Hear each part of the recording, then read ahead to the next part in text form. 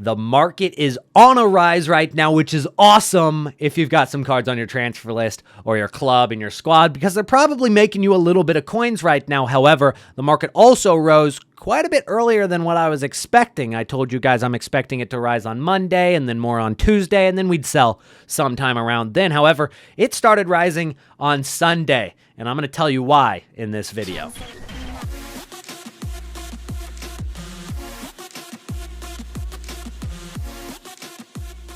Welcome back to another Trading to Glory episode on the channel. My name is Sean, aka Elite, and today we're going to be talking about the market post-weekend league and how the market has kind of risen a little bit earlier than we expected, the reasons for that, and if we're going to see a big drop this week like we have in previous weeks. So let's hop right into it, guys, and if you do enjoy, let's shoot for 555 likes on today's video. 555, let's go ahead and smash that like button. So let's go ahead and hop into it, guys. First thing we're going to talk about is the investment that I actually suggested a couple of days ago in our last Trading to Glory episode, which was Ben Yedder. I told you guys that I haven't been a huge fan of investing in gold cards this year because EA continue to hurt the market for gold cards with all of the supply, and realistically, special cards have been much better for our fluctuation trading methods, and it's been making me a lot more coins. So I've stayed away from gold cards. However, Ben Yedder kind of was an exception. I told you it was risky because it's a gold card, but it has every reason to rise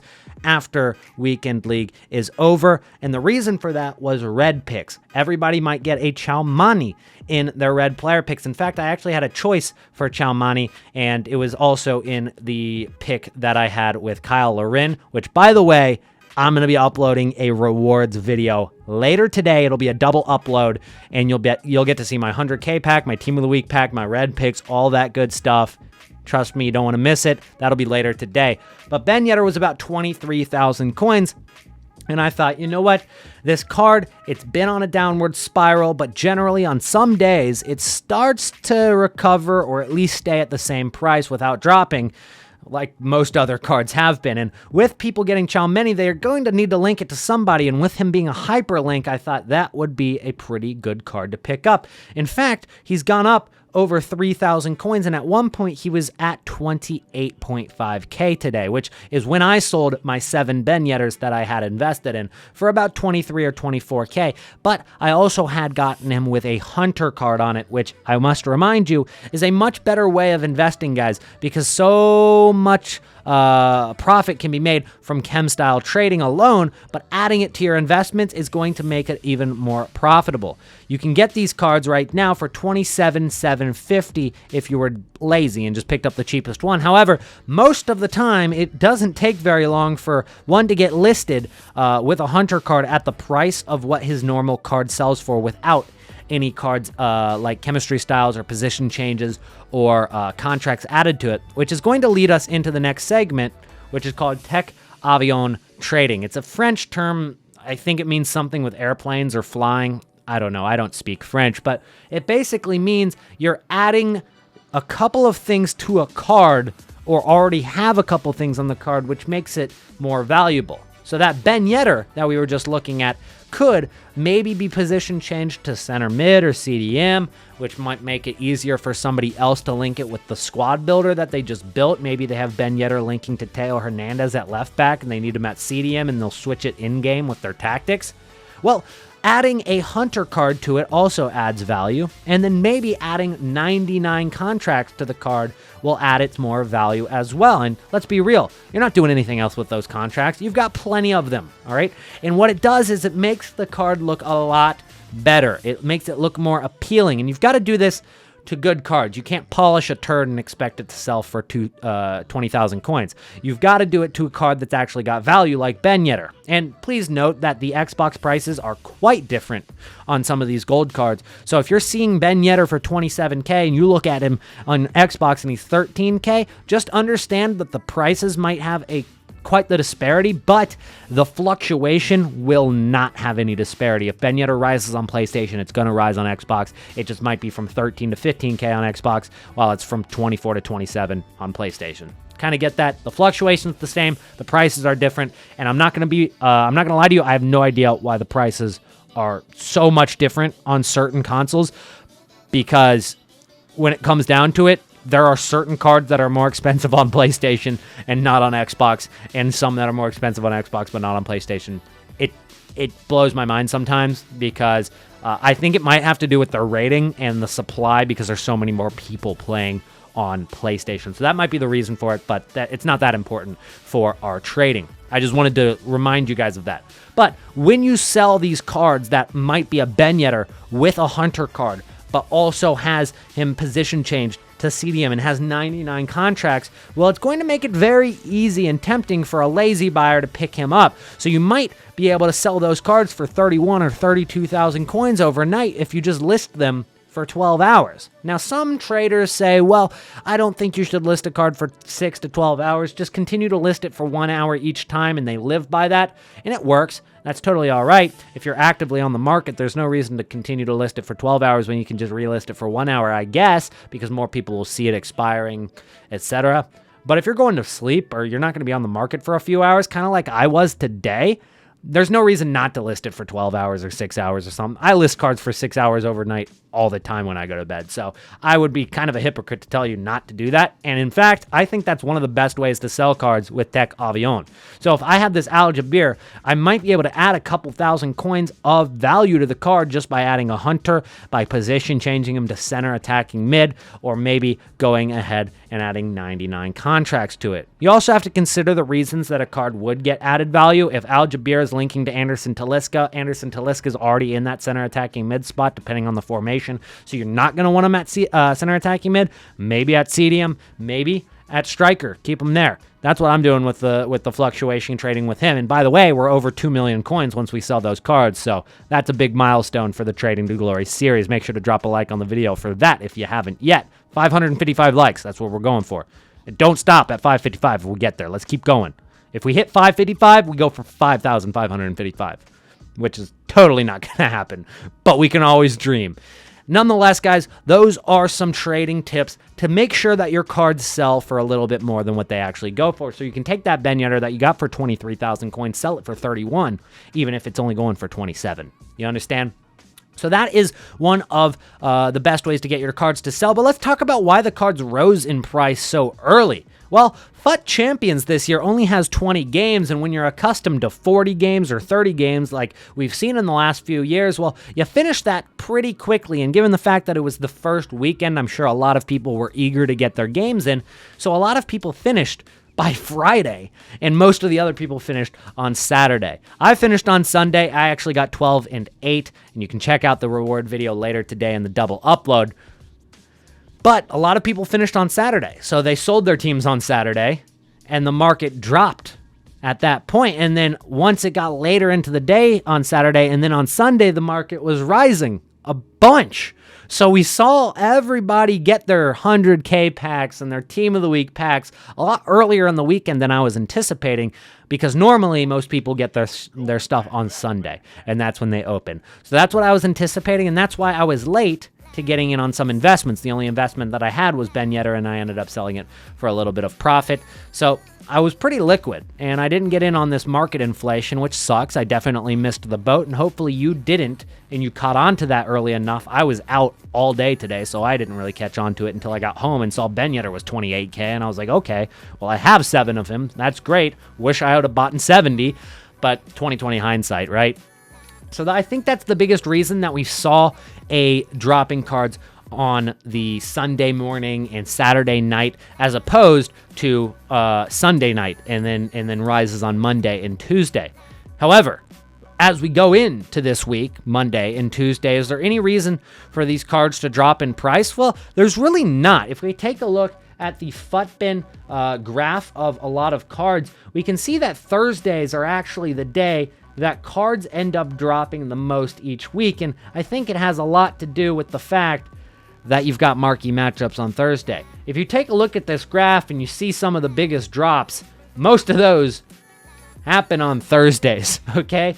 The Thursday, it dropped from 12.7 all the way down to 8.7. That's, a nice little 33% of his overall price. And the reason I use him as an example is because he's lower rated and is more affected by the supply of gold cards. So you see whenever there's supply of gold cards, the low rateds get hit the most. But let's take a look at Ben Yedder. When did he drop the most? What days were the biggest drops on price for him?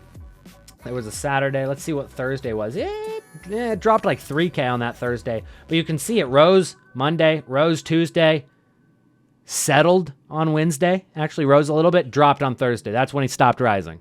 Let's see right here. Is this another Thursday? Yeah, another Thursday here. So it hits a peak on Tuesday, Wednesday, drops on Thursday. Big hit. Big hit. If you invested in a lot of him on Wednesday, you're taking a big loss right there.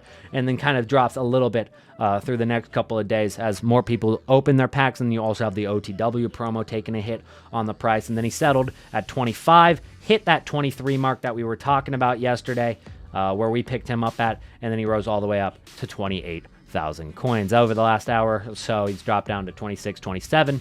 But he settled there because of that link with Chow Many. He's actually up quite a bit. And that was one of the best cards to invest in terms of gold cards. But special cards this year have been much better.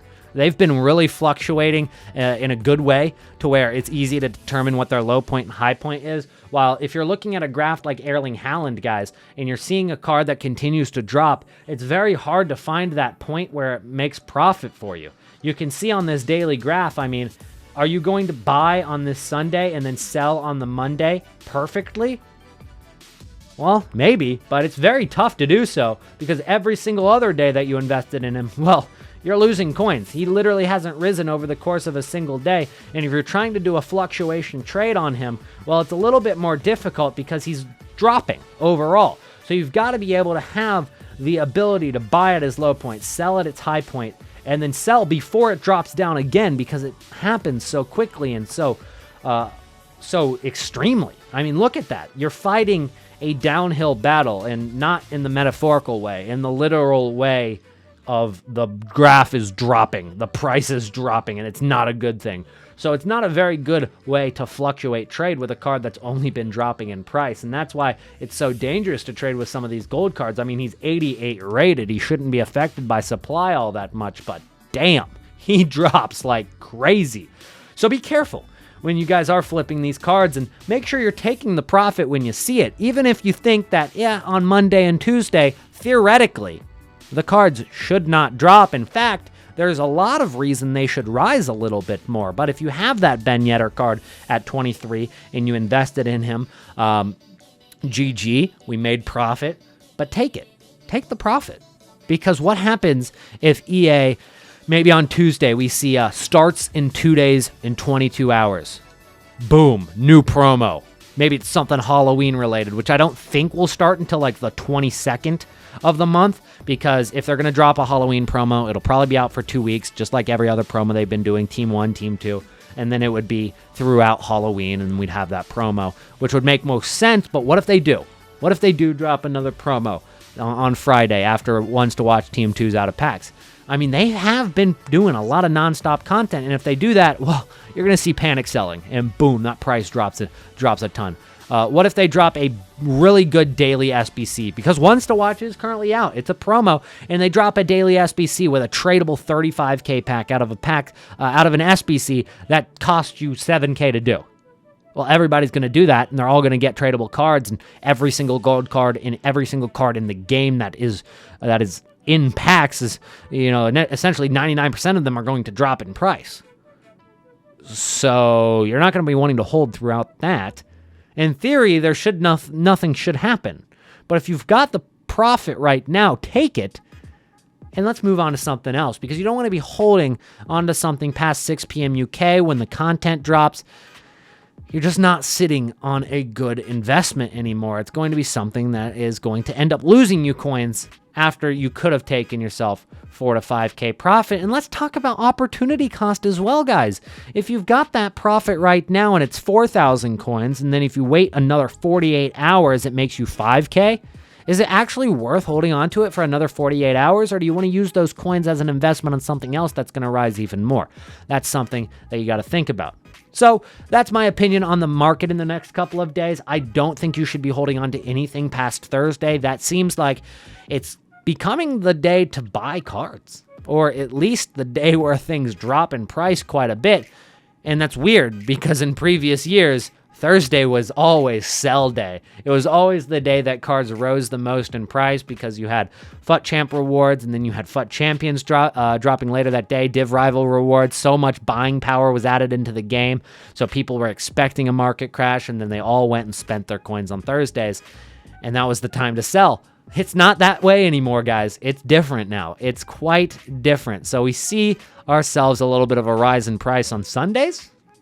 Kind of threw me off a little bit because people were finishing their weekend a little bit early. But if you learned anything about the market in this video, let me know. Drop a like on the video. I would greatly, greatly appreciate it. And as always, I have a vegetable for you to comment down below. At first, I had you comment colors. Then we switched over to fruits. And then I couldn't think of a fruit off the top of my head, so I said broccoli and a panic. And now we're just on vegetables. So last video was mashed potatoes. I was going to do sweet potatoes, but nah, we're doing green beans in this video. So if you made it to the end of the video, you have to comment green beans, and I'll make sure to heart your comment, and I'll appreciate you for making it to the end of the video. It's like our secret code word for the OGs that make it to the end of the video. So if you made it here and this is your first one, hopefully it's not your last. That's going to be it for me today, guys. Thank you so much for watching, and I'll see you guys double upload today with the rewards, player picks, all that good stuff. I'll see you then. Peace out.